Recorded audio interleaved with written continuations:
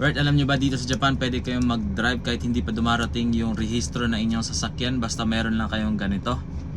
So nakalagay dyan March 21 Made. So hanggang March 21 pwede nyo gamitin ito kahit hindi pa dumarating yung inyong rehistro ng sasakyan. Pero dumating na kasi yung rehistro ng sasakyan, wala pang March 21, today is March 17. So pag dumating na yung rehistro, yung totoong rehistro, yan yung sticker. So kailangan nyo talagang ikabit ito. So pag natanggap nyo na yung totoong rehistro nyo, yung sticker nga pala dito yan kinakabit.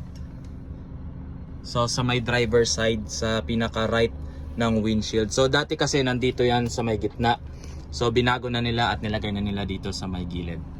Simple lang naman pagkabit nito, sticker lang naman to. So lalagay mo lang siya dyan sa may gilid.